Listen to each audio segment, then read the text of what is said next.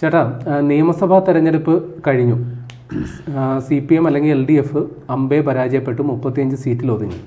ഒരു മിനിമം നിലവാരത്തിലുള്ള ഒരു സൈബർ അല്ലെങ്കിൽ ഒരു എഴുത്തുകാരൻ, ഒരു ഫേസ്ബുക്ക് ജീവി, അദ്ദേഹത്തിന് കണ്ടെത്താൻ കഴിയുന്ന കാരണങ്ങൾ പോലും പരാജയ കാരണമായിട്ട് കണ്ടെത്തുന്നതിന് പാർട്ടി ഇത്രയും സമയമെടുത്തു. തോറ്റ് അമ്പിയതിനു ശേഷം പിണറായി വിജയൻ വാ തുറന്നില്ല. ഏറ്റവും ഒടുവിൽ പാർട്ടി സെക്രട്ടറി വന്ന് മാധ്യമങ്ങൾക്ക് മുന്നിൽ പറയുകയാണ്, ഭരണവിരുദ്ധ വികാരം ഉണ്ടായിട്ടേ ഇല്ല, അത് ഞങ്ങൾ സമ്മതിച്ചു തരത്തില്ല. പക്ഷേ വർഗീയ ധ്രുവീകരണം അടക്കമുള്ള നമ്മൾ കേട്ട് തഴമ്പിച്ച കുറേ കാരണങ്ങൾ ഇങ്ങനെ നിരത്തുന്നുണ്ട്. പിന്നെ ഏറ്റു പറയുന്നത് പോലെ ഇതിനോടകം തന്നെ സമൂഹ മധ്യത്തിൽ പലരും ചർച്ച ചെയ്ത് അതിൻ്റെ പല കാരണങ്ങൾ പുറത്തിട്ട കാര്യങ്ങൾ വീണ്ടും പാർട്ടി സെക്രട്ടറി പറയുന്നു. എൻ്റെ ചോദ്യം ഇത്രയേ ഉള്ളൂ, ഈ പാർട്ടി നന്നാകാൻ ഉദ്ദേശിച്ചിട്ടേ ഇല്ലേ? ഇല്ല പ്രേമ, ഇത് ഇനി നന്നാവില്ല.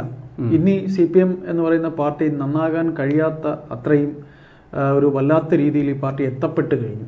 കാര്യം പ്രേം പറഞ്ഞ പോലെ ഒരു ഏറ്റുപറച്ചിലൊന്നും ഈ വിഷയങ്ങൾ കഴിയില്ല. കാരണം ഇതിൻ്റെ താഴെത്തട്ടിൽ ഈ തോൽവിക്ക് ശേഷം CPM എന്ന് പറയുന്ന പാർട്ടിയുടെ താഴെത്തട്ടിലെ ഘടകങ്ങളിലൊക്കെ തന്നെ ചർച്ച ചെയ്തതിൽ പറഞ്ഞിട്ടുള്ള ആ പറഞ്ഞ റിപ്പോർട്ടുകളുടെ ഒരു സാരാംശം പോലും ഈ കണ്ട കമ്മിറ്റികളിൽ, മുകളിലുള്ള കമ്മിറ്റികളിൽ സംസാരിച്ചില്ല, മേൽ കമ്മിറ്റികളിൽ സംസാരിച്ചിട്ടില്ല. കാരണം ആ പറഞ്ഞ കമ്മിറ്റികളിലൊക്കെ തന്നെ ഇപ്പോൾ സംസ്ഥാന സമ്മേളനത്തിന് മുമ്പ്, അതായത് ഇപ്പോൾ ഉണ്ടായിരിക്കുന്ന ഭരണവിരുദ്ധ വികാരം ഉണ്ടായി ഇവർക്ക് തോൽവി സംഭവിക്കുന്നതിന് മാസങ്ങൾക്ക് മുമ്പാണ് ഇവരുടെ സംസ്ഥാന കമ്മിറ്റിയും മറ്റുമൊക്കെ ഇവിടെ നടന്നിട്ടുള്ളത്. അതിൽ തന്നെ കീഴ്ഘടകങ്ങളിലൊക്കെ പറഞ്ഞിരുന്നു ഈ മുഖ്യമന്ത്രിയുടെ മകൾക്കെതിരെയുള്ള ഇത്തരം അലിഗേഷൻസ് ഒക്കെ തന്നെ പറഞ്ഞിരുന്നു. അതെല്ലാം ഒരു കമ്മിറ്റിക്ക് അപ്പുറം വേറൊരു കമ്മിറ്റിയിലേക്ക് ഇത് പോയിട്ടില്ല, അത് എത്തിയിട്ടില്ല. അതുപോലെ തന്നെയാണ് ഇപ്പോഴും ഇത് സംഭവിച്ചിട്ടുള്ളത്. അതുകൊണ്ട് ഈ ഏറ്റുപറച്ചിലൊന്നും ഈ പാർട്ടിയെ നന്നാക്കും. അതായത് ബംഗാളിൽ എങ്ങനെയാണോ സംഭവിച്ചിരുന്നത്, ഒരു പടുകുഴിയിലേക്ക് ഈ പാർട്ടി എങ്ങനെയാണോ പോയത്, അതുപോലെ തന്നെ CPM എന്ന് പറയുന്ന പാർട്ടിയെ സംബന്ധിച്ച് ഇപ്പോൾ അവരെ പടുകുഴിയിൽ നിന്ന് കയറി വരാൻ, ഇപ്പം പ്രേം ചോദിച്ചു അത് അവർ സമ്മതിക്കുന്നില്ലേ എന്ന്, സമ്മതിക്കില്ല. അതാണ് ഈ പാർട്ടിയുടെ ഒരു നേച്ചർ. അപ്പോൾ ഈ ഏറ്റുപറച്ചിൽ എന്ന് പറയുന്ന ഏറ്റുപറച്ചാൽ ഒരു തോൽവിക്ക് തുല്യമല്ലേ? തോറ്റു, പൊതുസമൂഹത്തിന് മുന്നിൽ തോറ്റു എന്നുള്ളതല്ലേ? അപ്പോൾ അത് അവർ ആ ഏറ്റുപറച്ചിൽ അവർക്ക് പറയാനൊരു മടിയാണ്. അപ്പോൾ അതിൽ ഒന്നാമതായിട്ട് നമ്മൾ എടുത്തു പറയേണ്ട ഭരണവിരുദ്ധ വികാരമാണ്. എന്ത് തോന്നുന്നു പ്രേമിന് ഈ ഭരണവിരുദ്ധ വികാരം ഉണ്ടായതായിട്ട് തോന്നുന്നു? ഭരണവിരുദ്ധ വികാരം, അത് ഞാൻ പറഞ്ഞല്ലോ, ഒരു മിനിമം നിലവാരമുള്ള ഒരു ഫേസ്ബുക്ക് ജീവിക്ക് പോലും കണ്ടെത്താവുന്ന നിസ്സാരമായ കാരണങ്ങൾ ഉള്ളപ്പോഴാണ് അവർ ഈ ഭരണവിരുദ്ധ വികാരം ഇല്ല എന്ന് പറഞ്ഞ് ഫലിപ്പിക്കാൻ നോക്കുന്നത്. ഭരണവിരുദ്ധ വികാരം ഇല്ലെങ്കിൽ ഏതാണ്ട് 12ഓളം മന്ത്രിമാർ നിപ്പി തോറ്റുപോയത് എങ്ങനെയാണ്? പിണറായി വിജയൻ 6 റൗണ്ടോളം പിന്നിൽ നിന്നത് എങ്ങനെയാണ്? അപ്പോൾ ഇത് ഭരണവിരുദ്ധ വികാരമല്ലാണ്ട് പിന്നെ എന്താണ്? പിന്നെ ഇത് നിയമസഭാ തെരഞ്ഞെടുപ്പിൽ മാത്രമല്ലല്ലോ, ഇതിനു മുമ്പ് നടന്ന ലോക്സഭാ തെരഞ്ഞെടുപ്പ്, വിവിധ ഉപതെരഞ്ഞെടുപ്പുകൾ, തദ്ദേശ സ്വയംഭരണ സ്ഥാപനങ്ങളിലേക്കാണ് തെരഞ്ഞെടുപ്പുകളിൽ ഒരു മിനിമം ലോജിക്ക് വെച്ച് ചിന്തിച്ചാൽ എന്താണ് ഈ നാട്ടിൽ നടക്കുന്നതെന്ന് മിനിമം മനസ്സിലാക്കാനുള്ള സാമാന്യ ബോധം ഈ 10 വർഷം തുടർച്ചയായിട്ട് ഭരിച്ച CPMനും അതിന് നേതൃത്വം നൽകിയ പിണറായി വിജയനും MV ഗോവിന്ദൻ അടക്കമുള്ളവർക്ക് തോന്നേണ്ടതാണ്. പക്ഷേ അവർക്ക് തോന്നിയില്ല. കാരണം അവരിപ്പോഴും ചിന്തിക്കുന്നത് സൂര്യൻ പടിഞ്ഞാറാണ് ഉദിക്കുന്നത്, കിഴക്കാണ് അസ്തമിക്കുന്നതെന്നാണ്. അത് അങ്ങനെ തന്നെ ചിന്തിച്ചു പോയി, അതുകൊണ്ടുള്ള കുഴപ്പമാണ്. അല്ല, അവർ ഭരണവിരുദ്ധ വികാരം ഈ പറയുന്ന രീതിയിൽ തുടക്കത്തിൽ അവർ ഏറ്റു പറഞ്ഞിരുന്നു. ആ ഏറ്റുപറച്ചിൽ അവർ പറഞ്ഞത് ഇപ്പൊ പ്രേം പറഞ്ഞ പോലെ ഇല്ല, ഒന്നും സംഭവിച്ചിട്ടില്ല, ഭരണവിരുദ്ധ വികാരം ഉണ്ടായിട്ടില്ല എന്ന രീതിയിൽ അവർ പറഞ്ഞിരുന്നു. പക്ഷെ ആ നിലപാടിൽ നിന്നിപ്പോൾ ചെറുതായിട്ടൊരു വ്യത്യാസം ഉണ്ടായില്ല. ചെറുതായിട്ട് ഏറ്റവും രസകരമായിട്ട് തോന്നുന്ന ഈ മതവർഗീയ ധ്രുവീകരണം ഉണ്ടായെന്നൊക്കെ പറയും. വാസ്തവത്തിൽ അതിന് ശ്രമിച്ച് പരാജയപ്പെട്ടു പോയതല്ലേ? അതിലേക്ക് നമ്മൾ വരാം. അതായത് അത് ഈ പറഞ്ഞ ഒന്ന് ഭരണവിരുദ്ധ വികാരം എന്ന് പറഞ്ഞു. ആ ഭരണവിരുദ്ധ വികാരത്തിൽ നമുക്ക് ഒരുപാട് കാര്യങ്ങളുണ്ട്. ഇപ്പോൾ ഇവർ പറയുന്നത് ഇവർ പാലം ഉണ്ടാക്കിയിട്ടുണ്ട്, ഈ പെരുമ്പളം പാലം പോലെയുള്ള പാലം ഉണ്ടാക്കിയിട്ടുണ്ട് അവർ, പിന്നെ മറ്റ് ഒരുപാട് പൊതുമരാമത്ത് അല്ലേ, അങ്ങനെയുള്ള കാര്യങ്ങളൊക്കെ ഉണ്ട്. ചേട്ടാ, അതിൽ എനിക്കൊരു അഭിപ്രായമുണ്ട്. അതായത് വികസനം എന്ന് പറഞ്ഞാൽ വമ്പൻ നിർമ്മിതികളല്ല, അതാണ് കറക്റ്റ്. വമ്പൻ നിർമ്മിതികളുടെ ചുവട്ടില് 3 നേരം ആഹാരം കഴിക്കാത്ത മനുഷ്യരുണ്ടെന്ന് ചിന്തിക്കുന്നില്ല. ഇതേ നിർമ്മിതികൾ വെച്ച് വോട്ട് പിടിക്കുന്ന CPM തന്നെയാണ് പറയുന്നത് നിത്യവൃത്തിക്ക് ഗതിയില്ലാത്തവർക്ക് ഞങ്ങൾ പൊതിച്ചോറ് കൊടുക്കുന്നുണ്ടെന്ന്. ആ വൈരുദ്ധ്യം അങ്ങനെ അല്ല. ഭരണവിരുദ്ധ വികാരം എന്ന് പറയുന്നത് ഇവർ പറയുന്നത് അത് ഞങ്ങൾ പരമ്പരാഗതമായിട്ട് കയറ്റുമതി ആ രംഗങ്ങളിൽ അങ്ങനെ പരമ്പരാഗത തൊഴിലാളികൾ അവരെയൊക്കെ ഞങ്ങൾ സംരക്ഷിച്ചിട്ടുണ്ട് എന്നൊക്കെ തന്നെ അവർ പറയുന്നുണ്ട്. അവരുടെ ഒരു അച്ചടി ഭാഷ. പ്രശ്നം എന്താ വെച്ചാൽ ഈ പെൻഷൻ കൊടുക്കുന്നത് വലിയ കാര്യമായിട്ടാണ്, ഒരു ഔദാര്യം പോലെ. പക്ഷെ അത് ഇവിടുത്തെ നികുതിപ്പണമാണ്. അതായത് ഒരു ചെറിയൊരു വിഭാഗം ആൾക്കാർ സർക്കാരിന്റെ ഔദാര്യമായിട്ട് അതിനെ ചിത്രീകരിക്കും. എന്നാൽ വലിയ ഭൂരിപക്ഷം സാമാന്യ ജനം ചിന്തിക്കുന്നത് എന്താ, ഇതൊരു വോട്ട് തട്ടാനായിട്ടുള്ള. അല്ല പ്രേമ, അതിലും കള്ളത്തരം ഉണ്ടായിരുന്നു. കണ്ട് നമ്മൾ ഇടയ്ക്ക് പിടിക്കപ്പെട്ടതൊക്കെ അറിയാമല്ലോ, അത് അർഹതയില്ലാത്തവർക്കൊക്കെ കൊടുത്തിരുന്നതായിട്ട്. ശരി, അതവിടെ നിന്നോട്ടെ. ഈ ഭരണവിരുദ്ധ വികാരം ഉണ്ടാകുന്നതിന് വേറെയും കാരണങ്ങളുണ്ട്. ഈ ഭരണാധികാരികളുടെ ഭരണത്തിലിരിക്കുന്നവരുടെ പെരുമാറ്റവും ഒരു ഘടകമല്ലേ? അതെ. അപ്പോൾ ഒരു ഭരണാധികാരി എങ്ങനെയായിരിക്കണം, അല്ലെങ്കിൽ ഒരു ഭരിക്കുന്നവർ എങ്ങനെയായിരിക്കണം ജനങ്ങളോട് പെരുമാറേണ്ടത് എന്ന് ഇവർക്ക് അറിയാൻ പറ്റിയിട്ടുണ്ട്. അല്ല, അത് ഇപ്പോൾ ഈ ഏതായാലും ഫലം വന്ന് ഏതാണ്ട് 1 മാസത്തിന് ശേഷമാണല്ലോ അതിനെക്കുറിച്ച് സംസാരിക്കുന്നത്. ഫലം വന്ന് മുഖ്യമന്ത്രി വി ഡി സതീശൻ സത്യപ്രതിജ്ഞ ചെയ്ത് 2-ാം ദിവസം തന്നെ പഴയ മുഖ്യമന്ത്രിയും ഇപ്പോഴത്തെ മുഖ്യമന്ത്രിയും തമ്മിലുള്ള കമ്പാരിസൺ വന്നു കഴിഞ്ഞു. തീർച്ചയായിട്ടും ജനങ്ങൾ എന്തോ ഒരു ആശ്വാസം കിട്ടിയതുപോലെ. അപ്പോൾ ഈ ഭരണാധികാരിയുടെ ഒരു മാനറിസം, അദ്ദേഹം ജനങ്ങളെ അഭിമുഖീകരിക്കുന്ന എന്തൊക്കെയോ വാരിക്കോരി കൊടുത്തിട്ട് കാര്യമില്ല, അത് സ്വീകരിക്കുന്നവർ സന്തോഷത്തോടെ സ്വീകരിക്കണം. ഇതെന്തോ എന്തോ ദാനം കൊടുക്കുന്നത് പോലെ ആ ഒരു മനോഭാവത്തിൽ അത് നമുക്ക് പെടുത്താം. പിന്നെ രണ്ടാമത് പ്രേം പറഞ്ഞ പോലെ ഈ പറയുന്ന മുസ്ലിം വോട്ടിന്റെ വിവാദം, ഈ വെള്ളാപ്പള്ളി കേസ്, വെള്ളാപ്പള്ളി വിവാദവുമായി ബന്ധപ്പെട്ട് ഇന്നലെ ഈ കഴിഞ്ഞ ദിവസം അവരുടെ സംസ്ഥാന കമ്മിറ്റി അംഗമായിട്ടുള്ള പി ജയരാജൻ ഒരു പൊതുവേദിയിൽ അദ്ദേഹത്തിന്റെ പുസ്തക പ്രകാശനവുമായി ബന്ധപ്പെട്ടാണെന്നാണ് തോന്നുന്നത്. ഇന്നലെ തിരുവനന്തപുരത്താണ്. അപ്പോൾ അതിലെ ചില ചോദ്യങ്ങൾക്ക്, സദസ്സിൽ നിന്നുള്ള ചില ചോദ്യങ്ങൾക്കാണ് അദ്ദേഹം ഉത്തരം പറഞ്ഞത്. അപ്പോൾ അവിടെ അദ്ദേഹം ഉത്തരം പറഞ്ഞപ്പോൾ വെള്ളാപ്പള്ളിയെ കൂടെ കൂട്ടിയത് തെറ്റായിപ്പോയി എന്നൊരു വർത്തമാനം, അത് ഇവർക്ക് മനസ്സിലാക്കാനുള്ള ശക്തി ഇല്ലാതെ. അതിൽ കോമഡി എന്താ വെച്ചാൽ പലരും അതിനെ ചിത്രീകരിച്ചത് ഈ അയ്യപ്പ സംഗമം നടന്ന വേദിയിൽ വെള്ളാപ്പള്ളിക്ക് ശാരീരിക അവശതകളുണ്ട്, അപ്പോൾ നടക്കാൻ ബുദ്ധിമുട്ടുള്ളയാളെ കാറിൽ കയറ്റിയതാണോ അപരാധം എന്ന രീതിയിലാണ് അതിനെ ഇവർ അല്ല ഞാൻ പറഞ്ഞു തീർക്കട്ടെ. അപ്പൊ ആ രീതിയിൽ ചിത്രീകരിച്ചാണ് അവർ ആ വിഷയത്തെ ലൈറ്റാക്കി കളഞ്ഞത്. അതായത് വെള്ളാപ്പള്ളിയെ കാറിൽ കയറ്റിയതല്ല ഇവിടെ വിഷയം, വെള്ളാപ്പള്ളിയുടെ വാക്കും പ്രവൃത്തിയും കൂടെ കൂട്ടിയതാണ് വിഷയം. തീർച്ചയായിട്ടും. അപ്പൊ അതിനെക്കുറിച്ച് ഇവിടെ ആരും സംസാരിക്കില്ല. ഞങ്ങൾ കാറിൽ കയറൊക്കെ വയ്യാത്തത് കൊണ്ടാണ്. എങ്ങനെയാണ് ഈ മുസ്ലിം വിരുദ്ധ വികാരം ഉണ്ടായെന്നുള്ളത് അറിയാലോ. ഈ വെള്ളാപ്പള്ളി നടേശന്റെ മലപ്പുറം പരാമർശം, അതിനെ എന്തുകൊണ്ട് ഈ പാർട്ടി അന്ന് വിമർശിച്ചില്ല? മലപ്പുറം പരാമർശത്തിന് മുമ്പേ തന്നെ അദ്ദേഹം എനിക്ക് തോന്നുന്നു കോഴിക്കോട് ഒരു ഓടയിൽ കുടുങ്ങിയ ഒരു മനുഷ്യൻ, അദ്ദേഹത്തെ ഒരു മുസ്ലിം നാമധാരി, അന്ന് തുടങ്ങിയത് വെള്ളാപ്പള്ളി പരിപാടി. തീർച്ചയായിട്ടും. അതിനുശേഷം നിരന്തരമായ ഈ വിദ്വേഷ പരാമർശങ്ങൾ നടത്തുന്നു. അതിന് ഏതാണ്ട് മൗനാനുവാദം കൊടുത്തതുപോലെയുള്ള ഒരു സമീപനമാണ് CPM എടുത്തത്. അപ്പോൾ അതിൻ്റെ ഫലം ഇവിടെ അനുഭവിക്കുന്നു. പിന്നെ CPM വേറൊരു തിരിച്ചറിവ് നടത്തി. കാര്യം ഇവരുടെ വോട്ട് ബാങ്ക് എന്ന് പറയുന്നത് ഹിന്ദു വോട്ട് ബാങ്കാണ്. ആ ഹിന്ദു വോട്ട് ബാങ്കിലേക്ക് BJP വലിയ രീതിയിൽ കടന്നു കയറ്റുന്നു. അങ്ങനെയാണെങ്കിൽ ഹിന്ദുക്കളെ പിടിച്ചു നിർത്താൻ എന്താണ് വഴി?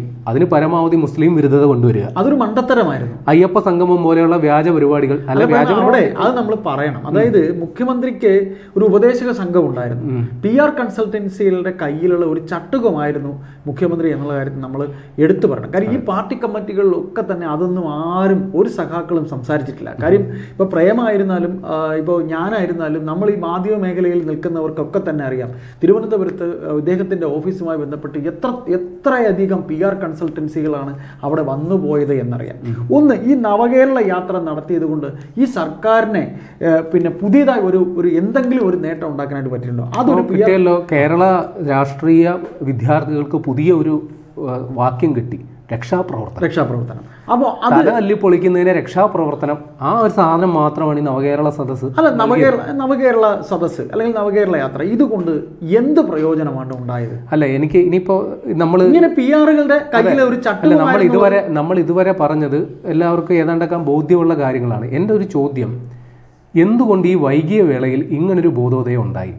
കാരണം തെരഞ്ഞെടുപ്പ് കഴിഞ്ഞ് ഇത്രയുമായി യാതൊരു കുഴപ്പമില്ല, ഞങ്ങളെ പഴയ രീതിയിൽ കാൽക്കുലേറ്റർ വെച്ചിട്ടുണ്ട്, ന്യായീകരണങ്ങളൊക്കെ വന്നു, ഞങ്ങളുടെ വോട്ടിംഗ് ശതമാനം അങ്ങനെ കുറഞ്ഞിങ്ങനെ. ഏറ്റവും കഴിഞ്ഞ് ഈ അവസ്ഥ, അതായത് പിണറായി വിജയനെതിരെയുള്ള വലിയ വിമർശനങ്ങൾ താഴെത്തട്ടിൽ ഉണ്ടാകുന്നു, പാർട്ടി സെക്രട്ടറിക്കെതിരെ ഉണ്ടാകുന്നു, തൊട്ടു പിന്നാലെയാണ് മറ്റേ ED റെയ്ഡ് വരുന്നത്. ആ സമയത്ത് നേരെ കളം തിരിഞ്ഞു. താഴെത്തട്ടിലുള്ള വിമർശനങ്ങൾ അതോടുകൂടി ഫുൾ സ്റ്റോപ്പായി. അല്ല, പിണറായി വിജയൻക്ക് ജയ്, പിണറായി വിജയന് വേണ്ടിയിട്ട് അവിടെ തലതല്ലി പൊളിക്കുന്നു, കാറ് തല്ലി പൊളിക്കുന്നു, ബഹളം. അതുവരെ വന്ന വിമർശനങ്ങളൊക്കെ തീർന്നു. അങ്ങനെ വിമർശിച്ചവർ പിണറായി വിജയന് വേണ്ടി അവിടെ അണിനിരക്കേണ്ട യാതൊരു കാര്യവുമില്ല. അപ്പൊ ഇതിനൊക്കെ അത് പാർട്ടി കമ്മിറ്റികളിൽ പറഞ്ഞതായിരിക്കാം, അത് അവരുടെ ആഭ്യന്തര പ്രശ്നമാണ്. പാർട്ടി കമ്മിറ്റികൾ ചിലപ്പോൾ പറഞ്ഞിട്ടുണ്ടാവാം, പക്ഷെ അതിന്റെ ഒരു ആഫ്റ്റർ എഫക്ട് പൊതുസമൂഹത്തിൽ ഞാൻ പൂർത്തിയാക്കിയില്ല. ഇതേ ആൾക്കാർ തന്നെ ഇപ്പൊ നിലപാടെടുക്കുന്നു. വീണ വിജയനെതിരെയുള്ള കേസിൽ ഞങ്ങൾ പിടിച്ചു നിൽക്കാൻ പറ്റാത്തതുകൊണ്ടാണ്. അല്ല, ഇപ്പൊ വൈകി ഉദിക്കുന്ന ബോധോദയം. അവർക്ക് എപ്പോഴും വൈകി ഉദിക്കാറുള്ളൂ പ്രേമ. ഇത് ഈ ഒരു ഇത്തരത്തിലൊരു ഫലം ഉണ്ടാകും എന്നുള്ളത് നമ്മൾ ഇത്തരം പണികൾ നമ്മൾ നിത്യം എടുത്തുകൊണ്ടിരിക്കുന്നവരാ, ജനങ്ങളുമായി ഏറ്റവും അടുത്ത് നിൽക്കുന്നവരാ. Social media പഴയതുപോലെയല്ല. ഇത് പ്രേമം പറഞ്ഞിട്ടുണ്ട്, ഞാനും പറഞ്ഞിട്ടുണ്ട്, നമ്മുടെ സുഹൃത്തുക്കളും പറഞ്ഞിട്ടുണ്ട്. ഇങ്ങനെ ഒരു വീണ്ടും വിചാരത്തിന് വീണ്ടും വിചാരം ഇവർക്കുണ്ടാകും, ഇവർക്ക് ഇങ്ങനെ ഒരു അമളി പറ്റും, തെറ്റ് പറ്റുമെന്ന് നമ്മുടെ പല സോഷ്യൽ മീഡിയ സുഹൃത്തുക്കളും നേരത്തെ തന്നെ പ്രഡിക്റ്റ് ചെയ്തിട്ടുണ്ട്. കാര്യം ഇങ്ങനെ ഒരു വീഴ്ച പറ്റും. കാര്യം തളിപ്പറമ്പിലെ സ്ഥാനാർത്ഥിത്വം, പയ്യന്നൂരിലെ സ്ഥാനാർത്ഥിത്വം, CPM എന്ന് പറയുന്ന പാർട്ടിയെ സംബന്ധിച്ച് അവർ ചെയ്യാൻ പാടില്ലാത്ത ഒരുപാട് കാര്യങ്ങളിലൂടെയാണ് അവർ കടന്നുപോയത്. അപ്പോൾ ഇതെല്ലാം ഉണ്ടാക്കി വെച്ചിട്ട് അല്ല, ഇപ്പോഴും ചർച്ച തളിപ്പറമ്പും പയ്യന്നൂരും മാത്രമേ വന്നിട്ടുള്ളൂ. ശൈലജ ടീച്ചറെ എന്തിനു തോക്കാൻ കൊണ്ട് നിർത്തി? അല്ല, അതൊന്നും അവരുടെ പാർട്ടി ഘടകത്തിനകത്ത് ചിലപ്പോൾ ചർച്ചകൾ നടന്നിട്ടുണ്ടാവും. അത് പക്ഷേ പൊതുവേദിയിൽ എല്ലാവരുടെ ഒരു വിളിച്ചു പറഞ്ഞെന്ന് വരില്ല. അതൊക്കെ ഇനിയും ചർച്ചകൾ വരുമായിരിക്കും. അവിടെയാണ് പാർട്ടി ഇനി ഈ ഇത്തരം വീഴ്ചകൾ ഉണ്ടായ സ്ഥിതിക്ക് പിന്നെ കുറച്ചുകൂടെ ഈ പാർട്ടി സമ്മേളനം പോലെ തന്നെ മറ്റു ചില പരിപാടികൾ. ഇതിപ്പോ നമ്മൾ CPM കുറിച്ചാണ് ഇത്ര നേരം പറഞ്ഞത്. അതെ, നീ LDF അഭിമുഖീകരിക്കാൻ അല്ല പ്രേം പറഞ്ഞ ഒരു കാര്യം കൂടെ ഉണ്ട്. 35 പേരാണ് ആകെ ഈ പറയുന്ന രീതിയിൽ ഉള്ളത്. അതിൽ എത്ര CPM MLA വരെ ഉള്ളത്? 26 അല്ലേ?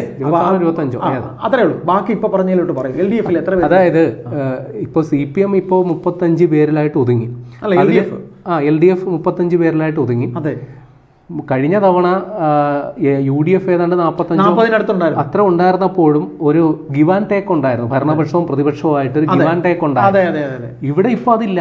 ഇപ്പൊ UDF ഒരു ഏകപക്ഷീയ സ്കോറിംഗ് ആണ്. കാരണം അവിടെ ഇല്ല, ദുർബലമായ നേർക്ക് നേർ വർത്തമാനം ഉണ്ടായിരുന്നില്ല. കാര്യം കഴിഞ്ഞ തവണ LDF പെരുമാറിയിരുന്നൊക്കെ നമ്മൾ പല കാര്യങ്ങളും നിയമസഭയിൽ നമ്മൾ കണ്ടിട്ടുണ്ട്. അല്ല, എങ്കിലും കഴിഞ്ഞ തവണ UDFന്റെ ഭാഗത്ത് നിന്ന് കൃത്യമായ വാദഗതികൾ ഉന്നയിക്കാനായിട്ട് VD സതീശൻ, അദ്ദേഹം പറയാനുള്ള കാര്യങ്ങളൊക്കെ VD സതീശനോട് ഒരു വട്ടം യുവാക്കളായ ചെറുപ്പക്കാരായിട്ടുള്ള MLA പലതും അവതരിപ്പിക്കാൻ പോലും സമ്മതിച്ചിട്ടില്ല. അതെ, അവിടെ നിൽക്കട്ടെ. പക്ഷെ അതിന്റെ ഫലമാണല്ലോ ഇപ്പൊ തെരഞ്ഞെടുപ്പ് റിസൾട്ട്. പക്ഷെ ഇവിടെ ഇപ്പോ 80 കഴിഞ്ഞ ഒരാളെ പ്രതിപക്ഷ നേതാവ് എന്ന് പറഞ്ഞാൽ അടുത്ത മുഖ്യമന്ത്രിയാകാനുള്ള കാൻഡിഡേറ്റും കൂടിയാണ്. തീർച്ചയായിട്ടും അതിന് ആ രീതിയിലാണല്ലോ നമ്മൾ ചിത്രീകരിക്കുന്നത്. 80 കഴിഞ്ഞ ഒരാളെ പ്രതിപക്ഷ നേതാവ്, പോട്ടെ, അദ്ദേഹം എന്തെങ്കിലും അവിടെ ഈ പേപ്പർ നോക്കി വായിക്കുക എന്നല്ലാണ്ട് ഈ നെക്ക് ടു നെക്ക് ഫൈറ്റ് അവിടെ നടക്കുന്നില്ല. അതിനിടയിലാണ് ഇപ്പം മുന്നണിയിൽ അടുത്ത പ്രശ്നം. ഉപനേതാവ് CPI മുന്നണി വിടുമോ ഇല്ല എന്നുള്ള ചർച്ചകൾ. ജോസ് മാണിയുടെ കാര്യത്തിൽ ഒരു ഉറപ്പുമില്ല. അവരിപ്പോൾ MLA മാരൊന്നും ഇല്ലെങ്കിൽ പോലും മധ്യ കേരളത്തിൽ അത്യാവശ്യം ഹോൾഡുള്ള ഒരു രാഷ്ട്രീയ പ്രസ്ഥാനമാണ്. അവർ NDAയിലേക്ക് പോകുമെന്ന് പറയുന്നു, ഒരു വിഭാഗം UDFിലേക്ക് പോകുമെന്ന് പറയുന്നു. അപ്പോൾ LDF എന്ന് പറയുന്ന സംവിധാനം തന്നെ, CPM അല്ല, LDF എന്ന് പറയുന്ന സംവിധാനം തന്നെ ഇപ്പോൾ തകർന്നു പോകുമെന്നുള്ള അവസ്ഥയിൽ നിൽക്കുകയാണ്. അല്ല പ്രേമ, അത് മറ്റൊരു വിഷയമാണ്. ചിലപ്പോൾ 2029 ലോക്സഭാ തെരഞ്ഞെടുപ്പ് വരുമ്പോഴത്തേക്ക് UDFന് ഇതിനേക്കാളും കാര്യം, UDF വരെ പിറകെ പോയ കഥയൊക്കെ നമുക്കറിയാമല്ലോ. മാണി കോൺഗ്രസിന്റെ പിറകെ നിങ്ങൾ വരൂ, CPI പിറകെ പോയി നിങ്ങൾ വരൂ, മുന്നണി സംവിധാനത്തിലേക്ക് വരൂ എന്ന് പറഞ്ഞു പോയതാണ്. എന്നിട്ട് വല്ലതും സംഭവിച്ചോ? അപ്പോൾ അത് നടന്നില്ല. അത് നമുക്ക് 2029 ലോക്സഭാ തെരഞ്ഞെടുപ്പിന് മുമ്പ് എന്തെങ്കിലും ഒരു മാറ്റം ഉണ്ടായതല്ല. ഇനിയിപ്പോൾ അവസരമോഹികളായിട്ടുള്ള പ്രത്യേകിച്ച് കേരള കോൺഗ്രസ് മാണി തന്നെ എന്ന് കരുതിക്കോളൂ, അവരെ സംബന്ധിച്ച് ഇതിൽ നിലനിൽപ്പിന്റെ പ്രശ്നമാണ്. അവരല്ലെങ്കിൽ UDF അല്ലെങ്കിൽ LDF, അവർക്ക് ഏതെങ്കിലും ഒരു ഓപ്ഷൻ എടുത്തേ പറ്റൂ. LDF നിന്നിട്ട് അവർക്കൊന്നും വലിയ കാര്യമില്ല. ഏതായാലും CPMന് ഒടുവിൽ കുറ്റസമ്മതം നടത്തേണ്ടി വന്നു എന്നുള്ള കാര്യം നിൽക്കുമ്പോൾ തന്നെ അവർക്ക് പറ്റിയ, അതായത് അവർ ഈ പറയുന്ന രീതിയിൽ പാർട്ടിയുടെ കീഴ്ഘടകങ്ങളിൽ നിന്ന് അല്ല, നമുക്ക് ചർച്ച ഇങ്ങനെ അവസാനിപ്പിക്കാം. അതെ, ഇനി ഇവർക്ക് എന്താണ് ചെയ്യാൻ പറ്റുക? അല്ല, ഇവര് തെറ്റുകൾ, അതായത് ഇപ്പോൾ ഇത് തെറ്റേറ്റ് പറയല് ഇവര് തുടങ്ങിയ കാലം മുതൽ ഇന്നോളം ചെയ്തിട്ട് പിന്നെ കുറ്റം. അതെ, ഒരു 20 വർഷം പുറകിലാണെന്നാണ് ആക്ഷേപം. അതെ, ഏതായാലും ഇനി കുറ്റം ഏറ്റു പറഞ്ഞിട്ടൊന്നും യാതൊരു കാര്യവുമില്ല. കുറ്റം സമ്മതിച്ചു എന്ന് പറയും. കാര്യം പാർട്ടി പ്ലീനം നടത്തണമെന്നൊരു ഇത് പറഞ്ഞിരുന്നു. പാർട്ടി പ്ലീനത്തിലേക്കൊന്നും പോകുന്നില്ല എന്ന് പറയുന്നുണ്ട്. അതായത് താഴെക്കടകത്തിലുള്ള, അതായത് area committee, local committee, branch committee, ഇതിൽ നിന്ന് കേട്ട കാര്യങ്ങൾ വെച്ചുകൊണ്ട് ഏരിയ കമ്മിറ്റി അംഗങ്ങളെ സംസ്ഥാന കമ്മിറ്റി അംഗങ്ങളുമായി ഇരുത്തിക്കൊണ്ടൊരു സമ്മേളനം നടത്താം എന്ന രീതിയിൽ. പക്ഷേ ഇവിടെയും ഇപ്പോഴും ഗോവിന്ദൻ തെറ്റുകാരനല്ല, പിണറായി വിജയൻ എന്ന ഭരണാധികാരി തെറ്റുകാരനല്ല എന്ന ഉള്ള റിപ്പോർട്ടാണ് ഇപ്പോൾ പുറത്തു വന്നിരിക്കുന്നത്. പക്ഷേ അതെല്ലാം തന്നെ മറ്റാരും ഇല്ല, ഇവർക്ക് ശേഷം അതാണ് കാര്യം. ഇവർക്ക് ശേഷം മറ്റൊരു പേര് പറയാൻ ഈ പാർട്ടിക്ക് ഇപ്പോൾ ഇല്ല. അതുകൊണ്ട് തന്നെ ഇവർ ഉള്ളിടത്തോളം കാലം ഇപ്പം നമ്മൾ കേട്ടിട്ടുണ്ടല്ലോ സ്റ്റാലിനെ കുറിച്ച് റഷ്യയിൽ അദ്ദേഹം ജീവിച്ചിരുന്ന സമയത്ത് ഒരു കമ്മിറ്റി പോലും ഒരു മനുഷ്യരൊന്നും സംസാരിച്ചിട്ടില്ല. മരണശേഷമാണ് ഒരുപാട് മറ്റു പലരും സംസാരിച്ചിട്ടുള്ളത്. അപ്പോൾ അതുകൊണ്ട് ഗോവിന്ദൻ എന്ന് പറയുന്ന പാർട്ടി സെക്രട്ടറിക്ക് ഇനി ഈ പാർട്ടി സെക്രട്ടറി ചുമക്കേണ്ടി വരുന്നത് അടുത്ത പാർട്ടി സമ്മേളനം വരെ ചുമക്കേണ്ടി വരും. അതുപോലെ പിണറായി വിജയൻ എന്ന പ്രതിപക്ഷ നേതാവിനെ ഈ ഭരണം തീരുന്നവരെയും ചുമക്കേണ്ടി വരും. ചിലപ്പോൾ അദ്ദേഹം ജീവിച്ചിരിക്കുന്ന കാലം വരെയും അദ്ദേഹം തന്നെ ആയിരിക്കും ഏകാധിപതിയായിട്ടുള്ള ഒരു നേതാവ്. അത് ഈ പറയുന്ന താഴെക്കടകത്തിലുള്ളവർ കിടന്നിങ്ങനെ മാക്രി വിളിക്കുന്ന പോലെ വിളിച്ചാലൊന്നും എത്തേണ്ടടുത്ത് എത്തുന്നില്ല. അതുകൊണ്ട് ഇതിന് ബംഗാളിൽ ഉണ്ടായ ഒരു എന്താ പറയുക ഒരു അവസാനം പോലെ, ത്രിപുരയിൽ ഉണ്ടായ ഒരു അവസാനം പോലെ അന്ന് കാലക്രമേണ ഇത് ഇല്ലാതാകും എന്നുള്ളതാണ് ഇപ്പോൾ രാഷ്ട്രീയ നിരീക്ഷകരൊക്കെ തന്നെ പറയുന്നത്.